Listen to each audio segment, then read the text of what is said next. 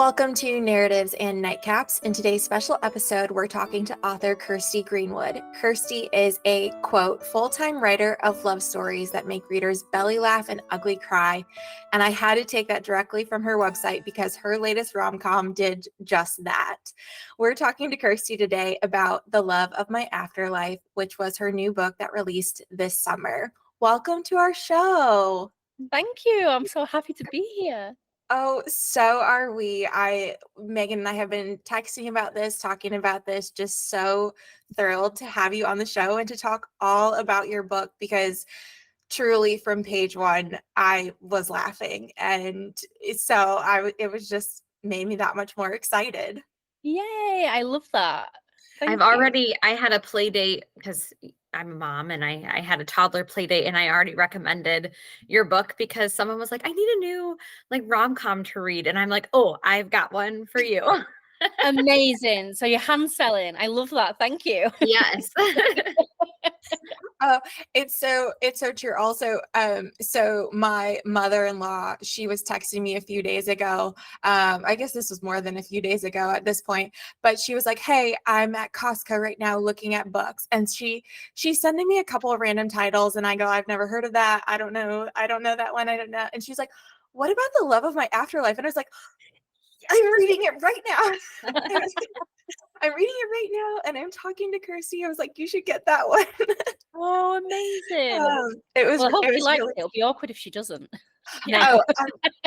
It is so up her alley. There were a few others that she had sent me that I kept thinking, "Ooh, that's probably not for you." But when she said this one, I was like, "Yes, 1, I'm reading it. 2, I'm talking to Kirsty. 3, it's right up your alley." Oh, I love that.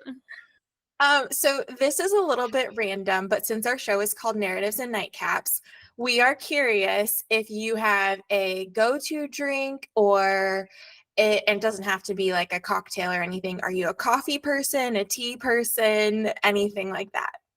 Okay, so I am thinking about a cocktail just because I do love a cocktail and I'm very in my martini era at the moment. So I'm loving a dry vodka martini with a lemon twist. The vodka, everyone's doing Grey Goose at the moment, but I can't do that because it makes my nose itch for some reason. So I'm very fussy. I'm like, I can't do Grey Goose. Like, do you have any potato vodka? Yeah, just very annoying. But I think for today, I would definitely say a strong cup of English breakfast tea, made in a way that in the north of England we call, or even just in all of England, we call builder's tea. So it means that it's very strong, very milky, and very sweet. So strong that you could stand a spoon up in it, they say. Oh my So yeah, goodness. builder's tea, all the caffeine. We're right on board with that. Or Yes. I mean, Megan normally is when she's not pregnant. Yes. Yeah. I've taken a hiatus from caffeine. Yes. But I will say it's kind of odd, and sorry, this is off topic, but that's how this podcast goes. Yeah. But I was talking to my hairdresser that chopped my hair, and we both agreed that she's also gone off caffeine, and it's like significantly reduced anxiety. And so I'm kind of like, oh, maybe I'll just stay off of it because I actually feel like a normal person. Oh no, you're like, maybe that. I should tell Brie. I went off caffeine. It was a couple of years ago, but I had the same experience. My anxiety significantly reduced, and I was like, I'm not going to do this. And then I started with, I think it was like green tea. And then it was just like, like when they say like it's a stepping stone, like when you have weed, it's a stepping stone to the hard stuff. So I was like with my green tea, like I was just like within a week, I was like, copy. Yes. So I hope for your sake, you're able to keep it up because it does reduce your anxiety, doesn't it? Yes. Well, and we'll see after I'm pregnant right now with my second baby, and we'll see how long I can stay off of caffeine. But I'm just like, right now I'm in this very blissful moment of like, oh, I don't need caffeine. I feel good. I just drink water and decaf coffee. And that's fantastic. I'm envious of that. I'm envious. I don't know if I'm strong enough. I know, Brie, you are a caffeine girl all day, every day. Yeah. Yeah, like from the moment I get up to, I mean, too late in the day. But Oh, really? What time do you stop? Do you have like a cutoff? so yeah, so my cutoff used to be noon, Yeah. and then now I would say my cutoff is like 3. That's I Oh, know. that's very daring. But I does it affect know. your sleep? It does not. No. Oh, Oh, I have okay. I have no problem, and I like to be in bed by 8:30. Okay. Like, I like to be Oh, I'm an early bedtime person. Um, I'm not asleep by 8:30, well, typically, but I'm normally in bed by 8:30, and I like to be asleep by, like, 9:30, and it yeah. doesn't impact me. Huh. Do you sorry, you don't have to answer this. This is a very personal question, but I have ADHD and I find that do you? I Well, I find that caffeine doesn't necessarily affect me too badly. I And would say apparently this is common. I have not been diagnosed, but do I have a lot of the symptoms? Yes. Yeah. They often Oh, say that people with ADHD, they are often relaxed by coffee. Oh. it, It's something I've yeah, it does help me in yeah. in that regard. Um, I haven't been diagnosed. I'm a big advocate for therapy, although not currently going, but probably should always be. But normally when I've been in therapy, we're like there for other stuff, and we don't have time to get to the ADHD part. Yes. Yeah, the hour's up. You're just like, yeah, feel everything except for that. Yeah, I'm like, okay.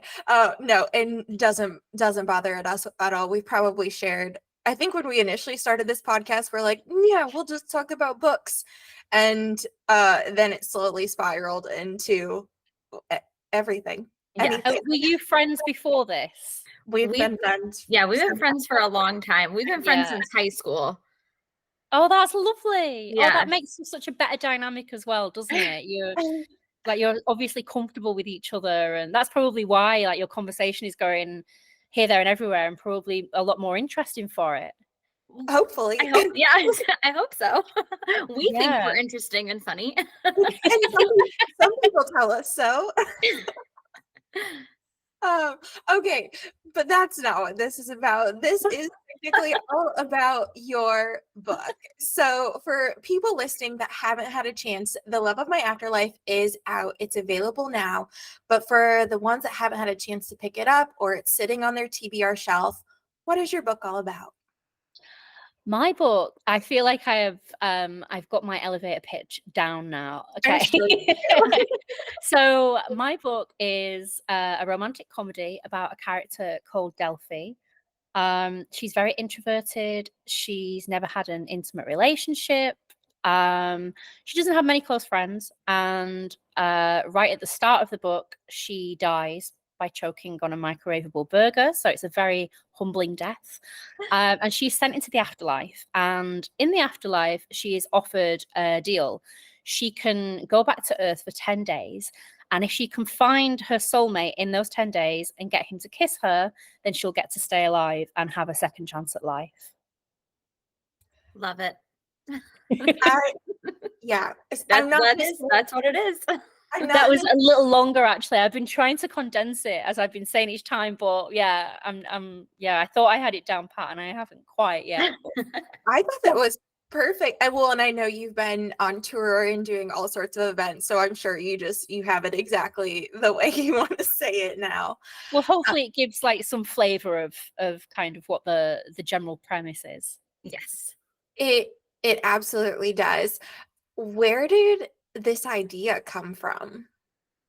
Um, I have so many ideas for books. Like it's actually an issue. I have like these folders full of them. And this was like a bunch of different ideas that came together, like ideas that interested me, but weren't as good on their own. Like they were all missing something. So an idea of a woman who wanted to watch a romance novel play out in real life and how she would make that happen. And then a separate idea about two people who met in the afterlife and had to find each other back on Earth.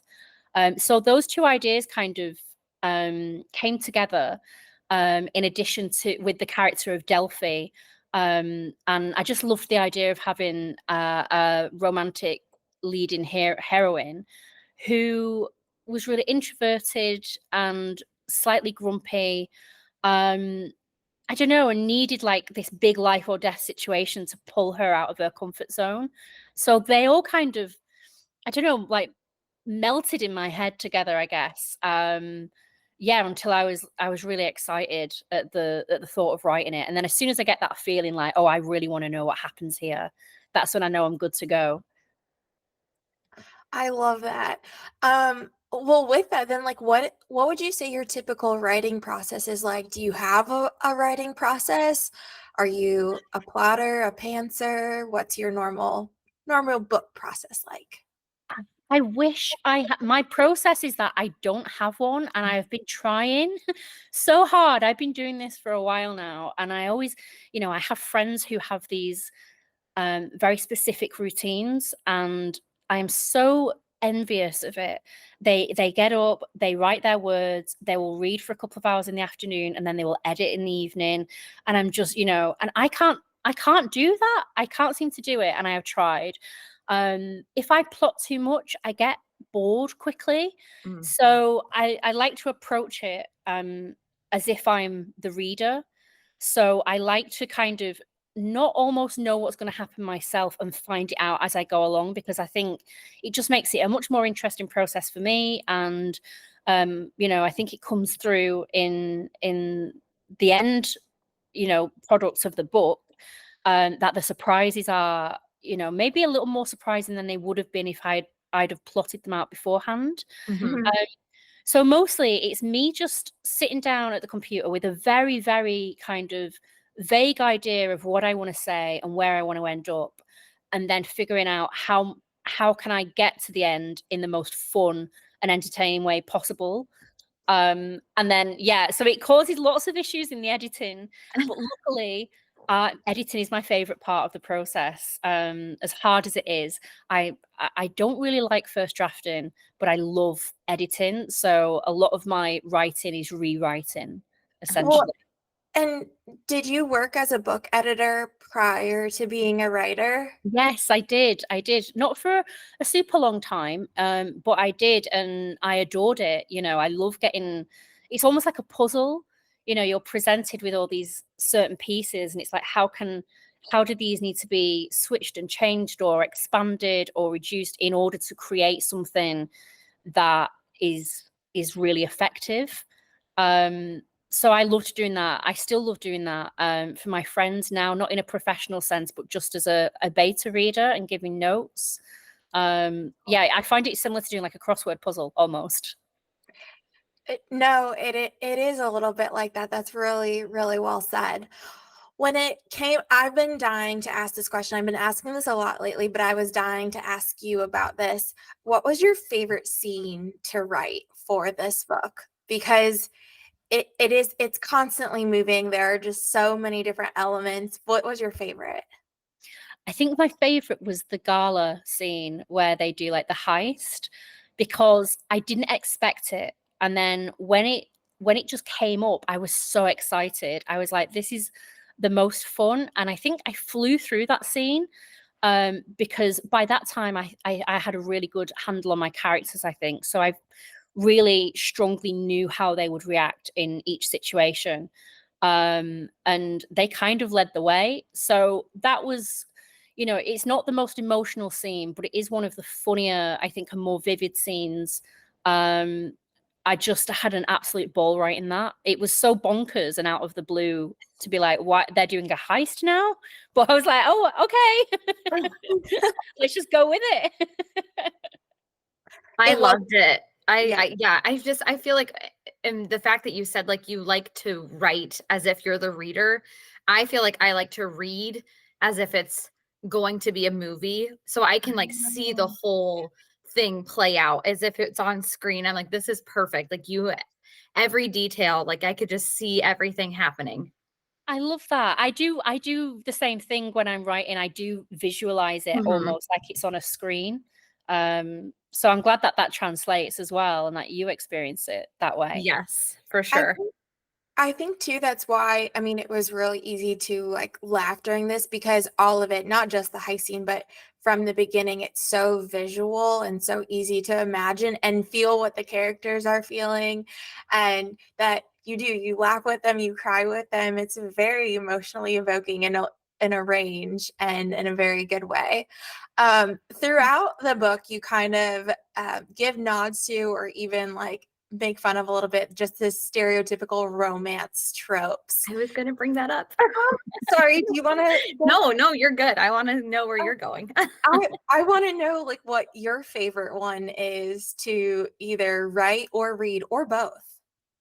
It is the same for both, and it's enemies to lovers. It's just, it's classic, and it's the most fun to write. And I worry that it's what I want to do for all of my books, but I know I have to vary things a little bit. But just having that chemistry and that banter, and you just know that it's misdirected. That energy, if you can just direct it a little bit over this side, you're going to have a really lovely, spicy, kind of, energetic relationship. I find that so thrilling, and I love reading it as well because I'm just like, the tension is real. Yes. And I'm like, when they gonna kiss? Like, I'm screaming at the book. We've talked about it before that I always like, obviously I like the happily ever after moment. I want it to happen, but the build up to it is just, it is my favorite part. Megan, Isn't wait, it what? delicious? I know, Megan, what is your favorite? Because I don't know if I know this. I don't know if I necessarily have one. What I really enjoyed about this book was, like you said, Brie, like how much it's almost like making fun of all of these tropes, like the bed sharing, the forced proximity, that kind of thing. But I don't know. I'd probably agree with you that I do enjoy the enemies to lovers, just because you kind of know where it's gonna go, but you don't know exactly how it will unravel. But I don't know that I have a favorite. I don't know that I read enough romance or rom-com to like really establish that. You know me, Brie. I'm I know. a crime girl. I'm a thriller girl. That's what I like to read. So do you have a favorite crime trope then? I mean, I assume they have them. I mean, they do have them in crime novels, don't they? Yes, they do. Gosh, I don't know. I like all of them. I like all of the tropes. The crime book I just read was murder mystery plus enemies to lovers. And Yes. that combination was really good. Oh, what is that? It was MK's book, who we just talked with her a little bit ago. Her book, Girls Who Burn. Oh, well, that sounds right up my street. Enemies to lovers and kind of murder mystery. Oh, wow. Yep. Yeah. Yep, add that one. It's the nice combination of a thriller and some romantic enemies to lovers tension. So. Good. Okay, I'll add. I mean, it's on my TBR because obviously we just talked to her, but I will actually buy it now. I love that too as well, because in that it's so dark as well, isn't it? Like the environment that they're in, and the stakes are so high, and the emotions and the adrenaline is high as well, which all makes for that tension, Yes, well, and I'm not giving this away for anyone or you two who need to read it, but just when it's like the enemies to lovers and then the mystery aspect too, there's kind of, so you have your automatic romantic tension, but then there are things like, well, what if he's a part of this too? Right. But I have these feelings for him. But what if? And I was just eating it up. Yes, I love that. Am I in love with a psycho? Yes. And they're young, so the characters are like 18, 19 too. So you're thinking back, and I'm like, I would probably feel the same way at 18, to be like, man, but I really like him and he's so hot, but what if he's a killer? Yeah, we can't let a little murder get in the way of our love. Right. Yeah, if there's chemistry, there's chemistry. So there's the nod to that. But yes, so all that said, Megan is a huge mystery crime. Well, and we're both like true crime podcast people. Yes. But you love this rom-com. You've been on a rom-com kick for this podcast. Yes. And I mean, was it forced? Sure. But am I enjoying it? Yes. That's how we like to capture our fans. We force them. Force me to read these books. But the thing is, like, now I'm more well versed in these, and I feel like I can, like I said earlier, turn around and recommend to my friends who are like, hey, I've been on a rom-com kick. Have you read anything recently? And I'm like, yes, let me give you this list of amazing books and authors that I've thoroughly enjoyed. And it's been a fun surprise, because I didn't, like, we started this podcast with the intention to really broaden our horizons in reading. Yeah. And I've been very pleasantly surprised at how much I've enjoyed things that have been out of my comfort zone. Another one, for example, is more light fantasy, but like, I'm not really a big fantasy reader. And Brie over here has been convincing me to go in that direction too. I need to read more fantasy. I agree that it's really nice to like broaden your horizons. And I think a good book is a good book, whatever the genre, you know. And any fantasy recommendations, because I was doing events in the US, and I realized that I thought I was quite well versed in even just in romance. I am not. There's so much out there, especially like fantasy romance. Oh, I am romantic. like, yeah, I have no clue about, and I want to know, like, because a good book is a good book. I want a read that I'm going to be so addicted to, and I don't really mind what genre it's in. Well. I can see, yes, rubbing her hands together. We can circle back to that, because if you want, Okay. you really want the recommendations, I'm happy to help in that area. Amazing. Okay, but you've been on a tour in the US. You've had so many events going on, and I know you're tired and you deserve all the rest, but how has that been? What have been some of the highlights for you? Oh, it has been honestly the time of my life, because I never ever expected this kind of I guess the word is attention. I didn't write this book with the thought that it would be read by a large audience. And then to meet readers has been, because I guess like you're seeing them as like a mass thing, and like avatars on the internet. That's all I've ever really known. So, and then I'm meeting, I was doing events with Ashley Poston. And so there were a lot of people there, and they're there for Ashley, but then I get to meet them and to chat and to form like a relationship and a connection. And it's like you're chatting with a friend and a kindred spirit, it's just a couple of book nerds in a conversation. Right. And I got to do that with like hundreds of book nerds. So it was like the absolute best thing. I was like, this is dreamy. The flights were horrifying. That was, I was stuck in St. Louis airport for 8 hours. Oh no. Me and Ashley together, we trauma bonded. I got stuck there once too. Oh, you did? I did, and Megan had to save me. So you're asking Oh, how long no. we've been friends. Megan had to, so sorry, I don't mean, but I can relate. I have also been stuck in the airport. Honestly, isn't it? And it's like it becomes like really just very bizarre, and you feel, I don't know, you start to feel quite trippy, like you're just surrounded by all these like really sad looking faces, and the only things you can eat are like they've all got like melted cheese on them, and like there's not a vegetable to be found, and it's Not very a single carrot. not a single carrot anywhere. We were just sat there like sadly eating nachos, just like and we got to our event and we didn't even get time. We got off the plane and we had to get straight into a cab and go to our event in Texas. And like literally we had like 5 minutes to use the loo, and then we were out in front of like 200 people. Ashley had some dry shampoo, thank God, because we were looking pretty greasy by that point. Well, there's something about airports and going on the airplane where you feel so gross. It's so gross. So gross. Yeah. No matter what. Like, and then the weather was so hot as well, so we're kind of just stewing. It was so disgusting. And I was like, when I was taking pictures with people, I was like, do not put your arms around them, Kirsty. Like I'd managed to like freshen up a bit, but I was like, just in case, do not hug. Like if you're hugging, like just keep your arms down.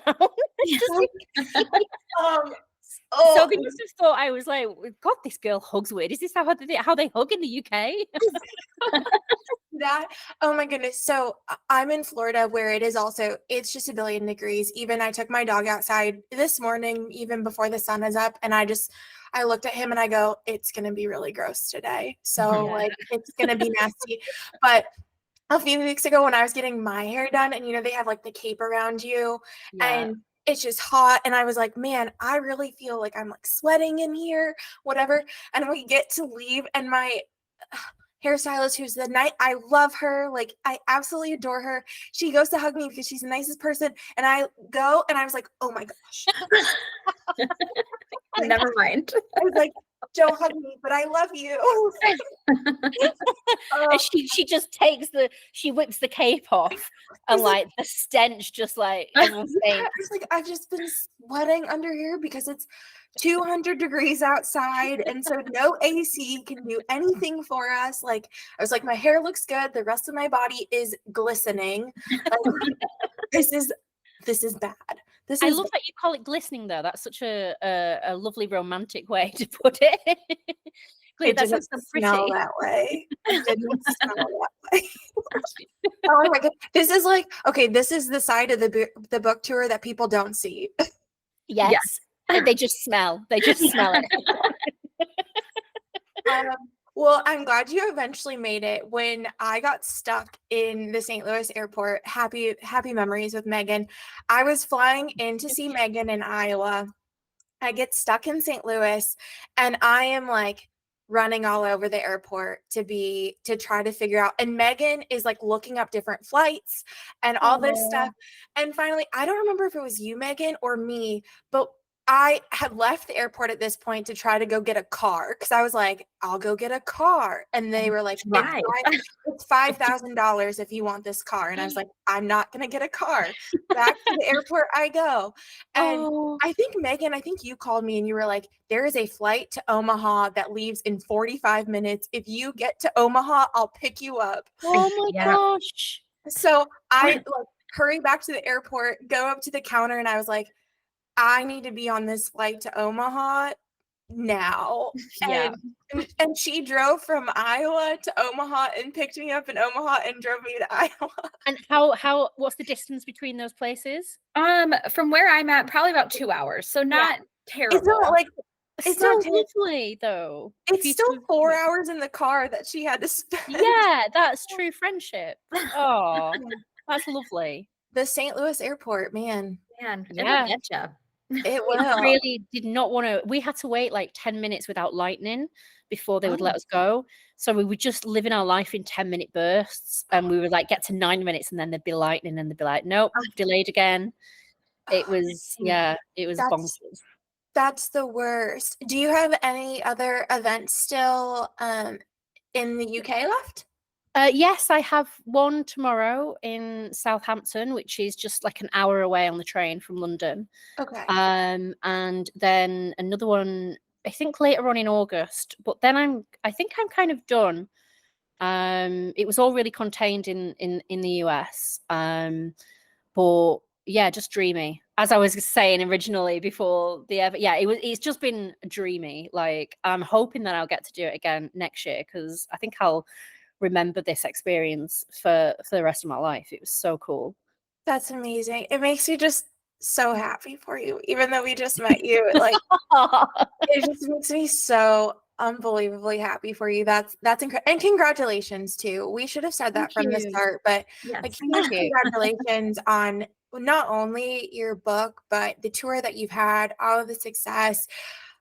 Anyone that loves romance should read this. And I'm gonna say that, and I'll continue to say it even when you're not around, because it truly is just like a really happy, bright read. So you mentioned next summer. Does that mean you're working on something else? Yes, I am. I don't know if it's going to be out next summer, actually. I'm not sure when it's coming out. I assume next year at some point. But I'm still in the drafting stage. But it's called Sexy Spooky Love Story. And it's a romance, so there is a very strong romance thread, but it's also about a woman who is haunted by the ghost of her teenage best friend, who died when they were 17. Okay. And she's horrified that her friend, the heroine of the book, has become such a stick in the mud in her, in her late 20s, and wants to cause chaos and remind her of who she was when she was 17, which was a much more wild and interesting person. Meanwhile, there is the main character's high school enemy, who was a super geek in school, but is now more Greek god. And while all this is going on, she's trying to impress him, but her ghost best friend is causing chaos and making her look ridiculous. The elevator pitch definitely needs work. I don't know. I'm in. When the second you said spooky and romance, I was like, okay. Well, yeah. And now I'm thinking release it around Halloween. That'll be perfect. Yes, I think it would do really well to be like spooky season book. Yes. But it's set in the Scottish Highlands on a lot in a manor house. I want it to have like Casper and Hocus Pocus vibes kind of thing. Bit of Outlander in there. And I don't know if you've seen Broad City. Yes. Yeah. If you've seen Broad City, then imagine Abby was getting haunted by Ilana. Okay. I can see that. And I said this to Ashley. This is how I pitched it to Ashley Poston. And she thought I'd said, imagine that she was getting haunted by a llama, the animal. And her face was like, oh, wow, that's really unique. She's like, I'm trying to be supportive, but I am not writing a llama ghost romance. Not yet, anyway. That's in one of your folders. Yeah. Yes. Yeah, exactly.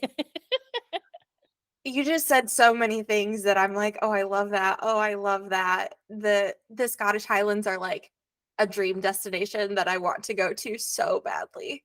Yeah, it's beautiful. But as you brought up so I've been telling my husband, I'm like, we need to go to Scotland. We need to go to Scotland. And he's like, you only want to go so you can go to all of the Outlander locations. And he's like, and I just don't think that is my kind of trip. And I was like, but it could be. I mean, what is he into? Sports. Okay, so you could do could you combine it with some kind of like sports tour? I don't know, like. So he has always wanted to go to a football match, like an actual, like not an American football. Yes, not American. Okay. And so I'm kind of like, okay, maybe not in Scotland, but there could be something nearby. We could do that and then venture into Scotland. And here's the thing, he doesn't need to go to all of the Outlander sites with me. I'm happy to do those by myself, but I make no guarantees that I will like not touch rocks and end up in the 1700s. Yeah, that's just the disclaimer you have to tell him. Yeah. Like, So if I don't come home, I'm probably in the 1700s, but yeah, I'll come back. I'll try at least. I'll put in an effort. Oh my goodness. Okay, that sounds dreamy and spooky in all the best ways. Thank you. Yeah, I'm trying to put in like everything that I love reading and everything that I love to watch in movies and all the vibes that I love.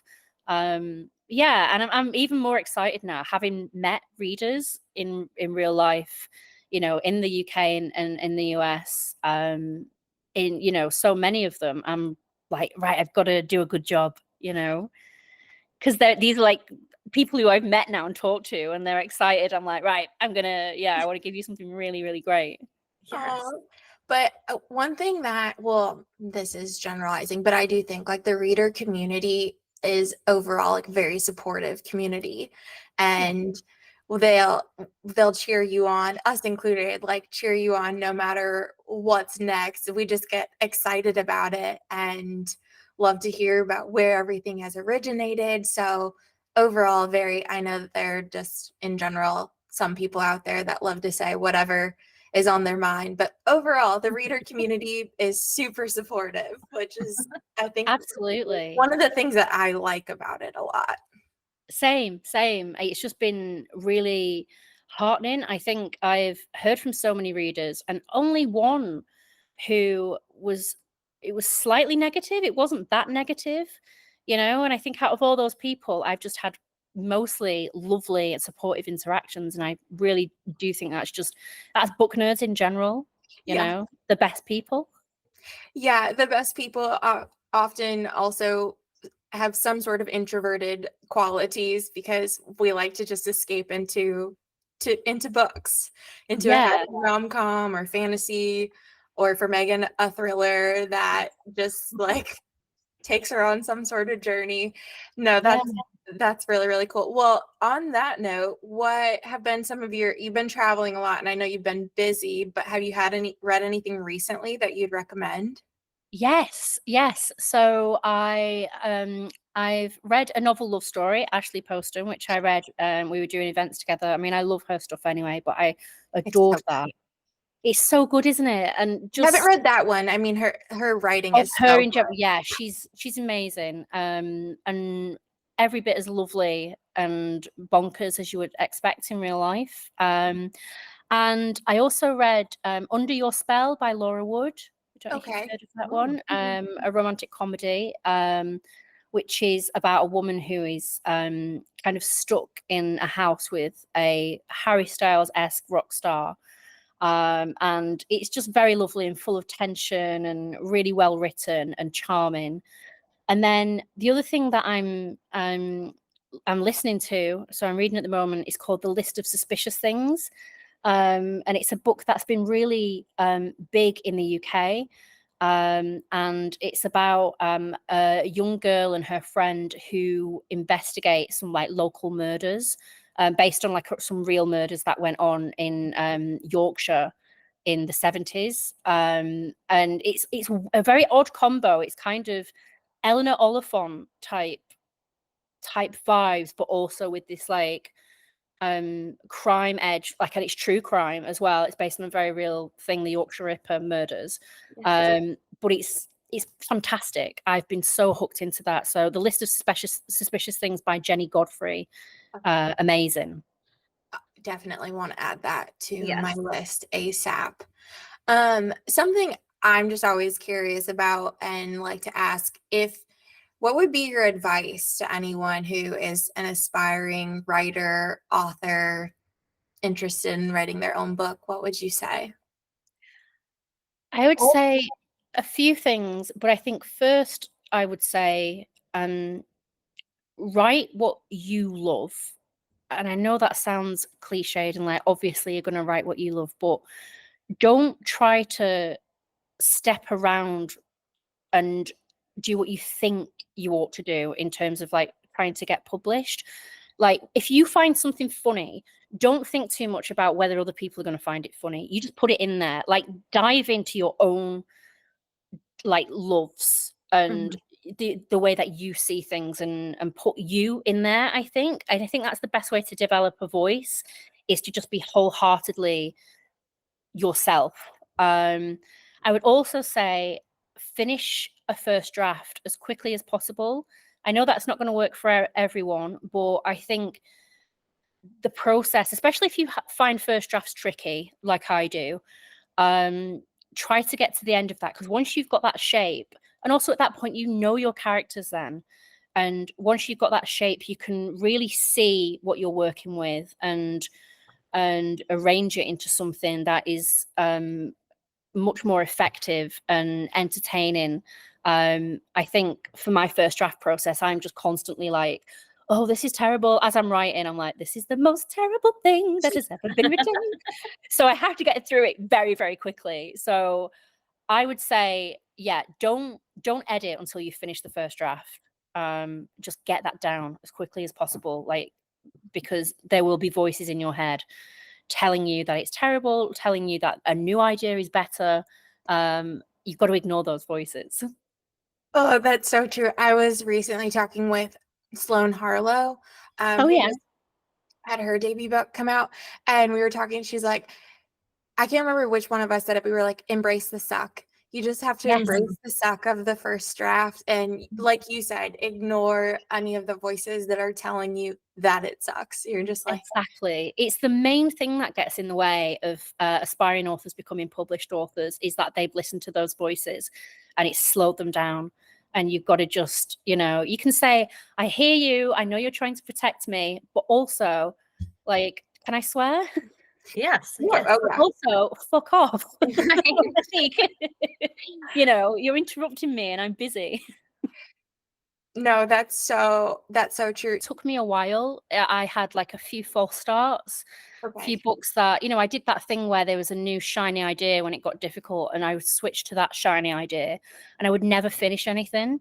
And then I got an agent and she was like, you know, you actually have to finish one of these. And I was like, oh, yeah. And I had to stick it through. And, you know, it was tricky, but then the feeling that I got at the end of it, of pride and like like clarity as well on what I was trying to achieve, that I was like, oh, okay, you really do have to ignore that. So it took me a long time to figure that out. And even now, like every time I write a new book, I think in the first draft, you know, with Love of My Afterlife, I've got messages to my friends saying, I have just written like the worst piece of trash that anyone is ever going to read. It's never going to get anywhere. Like, I've got those messages, you know. I think it's very normal to feel that way. But also know that it's not true. That it's not true. It's just a part of your brain trying to protect you, I guess, from failure. Or, you know, have you ever read The War of Art by Stephen Pressfield? No. No, I know it, but haven't read it. I would recommend it. It's on audio as well, but it's all about like kind of your brain trying to protect you from potential failure by talking you out of the things that I guess have your whole heart. You know, you when you're writing a book, you have so much of yourself and your heart attached to it. You know, you will try and talk yourself out of it, I think. Yeah, that's so true. And because it's, even though, I mean, this and most of the books we talk about or authors we talk to, we're talking about fiction, but it's still a very vulnerable thing Oh to yeah. put your idea into something. So I could see too where not only is your brain trying to protect your heart because you're invested in this, but it's also very vulnerable because it's how your mind has constructed something and created something, and that's really vulnerable to share with the world. Absolutely, absolutely. And you will, whether you realize it or not, you know, if you're writing, especially if you're using a lot of your own experiences, which I do, part of your brain, even subconsciously, will be like, oh, you can't share this. Like, this is, you know, this is too dark, or this is too personal, or it's too scary, you know, and you don't even know that it's happening sometimes. It will manifest itself in just, oh, what a crap sentence you've just written. Like, oh, best stop, go and put on a film instead and do that. Or, you know, like, no more writing today. It's bonkers how it works. Yeah. Yeah. I mean, it totally makes sense too, though, like, because I'm sure a lot of it is thinking back of, oh, remember when you felt really bad because this situation happened to you? And so your Yeah. brain doesn't want to put you through that trauma again or how you felt that way again. But I mean, Yeah. it just, yeah, it's you. I'm glad to hear how you can train yourself to push through it so that you can move on to those next steps. And I Yeah. was curious too, at what point did you decide that you were ready for an agent in your writing? I never did. So I used to run a book blog, and called Novelicious, and I had this competition going where I invited unpublished, because we were having a lot of agents reading the site in general, and a lot of publishers in the UK were just fans of the site. So I thought, okay, I'll invite unpublished writers to share some of their writing and see if any agents like the look of it. But then on the first week, no one entered. Oh, And I was embarrassed. So I wrote a chapter and put it up under a fake name, pretended that we'd had an entry to encourage No. other people to do it. And then an agent got in touch and she was like, I want to be in touch with this writer. And I was like, oh, you're I like, it's called. me. I was like, oh, that's actually me. And so, No way. yeah, so I'd not finished a book by that point. And then she got in touch and was like, come and meet me. And, you That know, I'm should not be a with her book. anymore. And say again. That should be a book. Like that. You think? Honestly, it was so bizarre because it was the first time I put any of my writing online as well. And that's why I did it under a fake name, because I was like, well, this is crap, but hopefully it's going to encourage other people to be like, well, I can do that. Oh, hi, baby. Yeah, we've got a visitor. What's his name? Leo. Leo. Oh, I love that name. Yeah, he's looking at us like, what are you guys Oh, doing? bless. Yeah, and then I signed with her, and then I finished a book. And I have a different agent now, but she spotted something in my writing very early on. So I hadn't even thought about trying to get an agent at that point. I was really lucky that she'd visited the website that day and saw this random piece of writing. That's an incredible story. Do you think? I'm so glad Megan, I'm so glad you asked that. I'm like, thank you for sharing that. That's so amazing. Thank you. Yeah, it was really cool. I love how much, because we've talked to another author, like, gosh, last season, I think one of our first author interviews, Sam Marie, who also did a lot of blogging essentially, or like online community expression with her writing. And I feel like that's also where she found a lot of her inspiration, or got a lot of her feedback, which then evolved into her now being more published. And I think she's self-publishing at this point still. But I mean, it's amazing to me how much a couple sentences anonymously or with your name attached to it all of a sudden can broaden huge horizons for you that you would not even expect. Completely. And doing that as well, like, it introduced me to, I had other aspiring writers get in touch and say, I want to review books too, because we were all reviewing romance fiction. And then we ended up with like a team of 10, and they are all published now. Cheska Major, she was a Reese Book Club pick a couple of like last year, I think. And we just started as bloggers together on this website. And Cressida McLaughlin, it's like a big UK romance writer. And yeah, we're all published, and we're still like best of friends. We have a really good circle, and it's because we met bonding over books and blogging about them. It was life-changing, actually. We didn't know it at the time, but it was fantastic. That's so cool. Well, seriously, what your full journey from like all of that to here is just, it's amazing. Really, really cool. So, Megan, did you want to ask anything about the cover or music? Because I do think, Kirsty, do you compose? I do, yes. Musical theatre. Well, I used to compose pop, but musical theatre now. Oh my goodness. Do you still do that? I know you're really busy right now, but do you still do that a bit? I do, yeah.